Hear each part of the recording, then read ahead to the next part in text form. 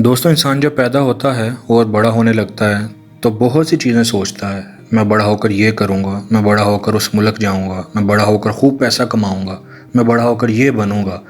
لیکن پھر ایک وقت ایسا آتا ہے کہ جب اس کی ساری آرزوئیں، جب اس کی ساری تمنائیں، جب اس کی ساری خواہشات، جب اس کی ساری کوششیں، جب اس کی ساری جد و جہد اسی دنیا میں رہ جاتی ہے اور انسان سب کچھ چھوڑ چھاڑ کے اگلے جہان چلے جاتا ہے۔ زندگی کا مقصد کیا ہے؟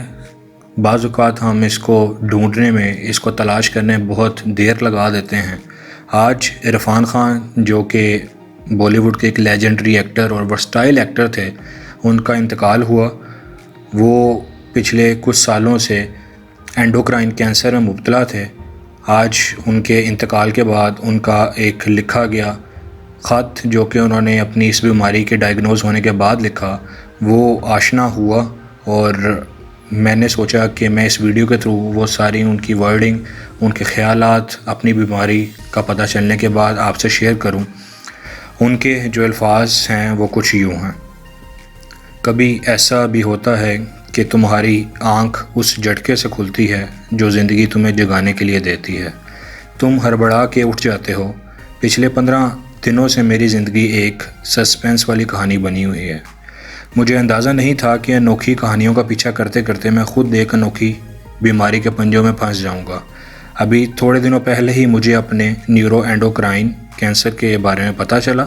مجھے یہ بھی معلوم ہوا ہے کہ یہ ایک ایسی بیماری ہے جس کے مریض پوری دنیا میں بہت ہی کم ہیں، مریض نہ ہونے کے برابر ہیں۔ اس لیے اس بیماری کے متعلق تحقیق بھی زیادہ نہیں ہو سکی۔ نتیجہ کیا ہوگا؟ ڈاکٹروں کے پاس دوسری بیماریوں کی نسبت اس بارے میں کم معلومات ہیں۔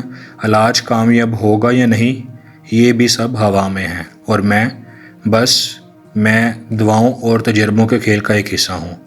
یہ میرا کھیل نہیں تھا بھائی، میں تو ایک فل سپیڈ والی بلٹ ٹرین میں سوار تھا۔ میرے تو خواب تھے، کچھ کام تھے جو کرنے تھے، کچھ خواہشیں تھیں، کچھ ٹارگٹ تھے، کچھ تمنائیں تھیں، آرزوئیں تھیں، اور میں بالکل ان کے درمیان لٹکا ہوا تھا۔ اب کیا ہوتا ہے کہ اچانک پیچھے سے کوئی آ کر میرا کندھا تھپ تھپاتا ہے۔ میں جو مڑ کر دیکھتا ہوں تو یہ ٹکٹ چیکر ہے: تمہارا سٹاپ آنے والا ہے بابو، چلو اب نیچے اترو۔ میں ایک دم پریشان ہو جاتا ہوں: نہیں بھائی میاں، میری منزل ابھی دور ہے یار۔ اور پھر ٹکٹ چیکر مجھے سمجھانے والے انداز میں کہتا ہے: نہ، یہی ہے سٹاپ، تو بس یہی ہے۔ ہو جاتا ہے، کبھی کبھی ایسا بھی ہو جاتا ہے۔ اس مصیبت میں پھنسنے کے بعد ایک دن جب میں ڈرا سہما ہوا ہسپتال جا رہا تھا تو میں نے اپنے بیٹے سے بڑبڑاتے ہوئے کہا کہ مجھے اس وقت اپنے آپ سے کچھ نہیں چاہیے۔ ہاں، بس اتنا ضرور ہے کہ یار اس عذاب سے میں اس طرح نہ گزروں جیسے اب اس وقت گزر رہا ہوں۔ مجھے اپنا سکون، اپنا اطمینان واپس چاہیے۔ یہ جو ڈر، جو خوف، جو پریشانیاں میرے کندھوں پہ چڑھی بیٹھی ہیں، میں نے اٹھا کے پھینک دینا چاہتا ہوں۔ میں ایسی قابل رحم قسم کی ہونک حالت میں مزید نہیں رہنا چاہتا۔ اس بیماری کا شکار ہونے کے بعد میری واحد خواہش یہی تھی، اور پھر اپنی تکلیف کی طرف میرا دھیان چلا گیا۔ مطلب اتنے عرصے سے بس اپنی تکلیف جھیل رہا تھا، برداشت کر رہا تھا، درد کی شدت کا احساس کر رہا تھا، لیکن اس پوری مدت میں کوئی بھی چیز اسے ختم نہیں کر پا رہی تھی۔ کوئی ہمدردی، پیار بھرے بول، کوئی ہمت بندھانے والی بات، کچھ بھی نہیں۔ اس وقت پتہ ہے کیسا لگتا تھا؟ جیسے پوری کائنات صرف ایک چیز کا روپ دھار چکی ہے۔ درد، خوفناک درد، وہ درد جو ہر چیز سے بڑا ہے، ہر چیز سے مایوس ہو کر تھکا ہارا، بے حال۔ جب میں ہسپتال کے اندر داخل ہو رہا تھا تو سامنے کی طرف میری نظر پڑی۔ ادھر لارڈس کرکٹ گراؤنڈ تھا، وہ لارڈس جسے دیکھنا میرے بچپن کی سب سے بڑی حسرت تھی، اور اب اسے اس تکلیف کے دوران وہاں لگا ویوین رچرڈ کا ایک بڑا سا ہنستا ہوا پوسٹر بھی مجھے اپنی طرف کھینچ نہیں سکا۔ دنیا تو جیسے اب میرے کام کی نہیں رہی۔ خیر، اس ہسپتال میں ایک کوما وارڈ بھی تھا۔ وہ سارے مریض جو لمبے عرصے کے لیے ہوش اور بے ہوشی بلکہ زندگی اور موت کے درمیان لٹکے ہوتے ہیں، وہ ادھر رکھے جاتے ہیں، اوپر بالکل میرے وارڈ کے اوپر والے کمرے میں۔ ایک دن میں اپنے کمرے کی بالکونی میں کھڑا تھا تو جیسے ایک جمعہ ہوا۔ گیم آف لائف اور گیم آف ڈیتھ کے بیچ میں ہے کیا؟ ایک سڑک۔ کرکٹ کو گیم آف لائف بھی کہتے ہیں۔ ایک طرف ایک ہسپتال ہے اور اس کے بالکل سامنے دوسری طرف ایک اسٹیڈیم، اور دونوں میں کھیلے جانے والے کھیل کی ایک چیز کامن ہے: بے یقینی۔ نہ لارڈ اسٹیڈیم میں پتہ ہے کہ اگلی گیند پہ کیا ہوگا، نہ ہسپتال میں پتہ ہے کہ اگلی سانس پہ کیا ہوگا، اگلی سانس آئے گی کہ نہیں۔ کامل بے یقینی، یہ فیلنگ ساری عمر میں پہلی بار تب مجھے اندازہ ہوا کہ آزادی کا مطلب واقعی میں ہے کیا۔ ایسا لگتا تھا جیسے مجھے کوئی بڑی کامیابی ملی ہے، جیسے زندگی کا جادو بھرا ذائقہ مجھے پہلی بار چکھنے کو ملا ہے، اور یہ سب میرے جسم کی ایک ایک پور میں اتر چکا تھا۔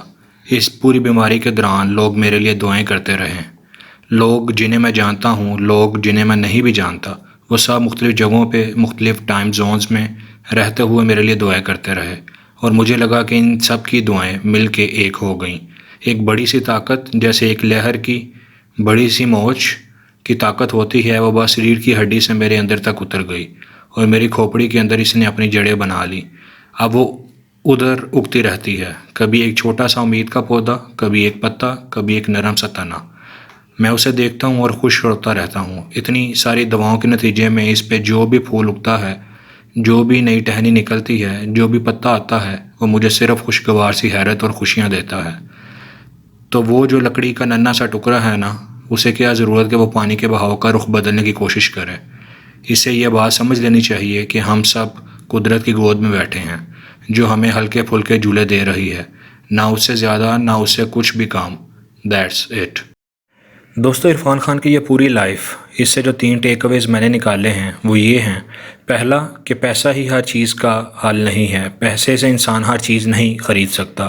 آج وہ شہرت، آج وہ نام، وہ عزت، وہ پیسہ، وہ سب کچھ دنیا میں رہ گیا۔ نمبر 2، انسان کو آج میں زندہ رہنا چاہیے، انسان کو آج کی فکر کرنی چاہیے، انسان کو پریزنٹ میں رہنا چاہیے۔ کل جب آئے گی تو کل کی کل دیکھی جائے گی۔ نمبر 3، ہمیں ہمیشہ چھوٹی چھوٹی چیزوں میں خوشیاں ڈھونڈنی چاہیے۔ امید کرتا ہوں آپ کو یہ ویڈیو پسند آئی ہوگی۔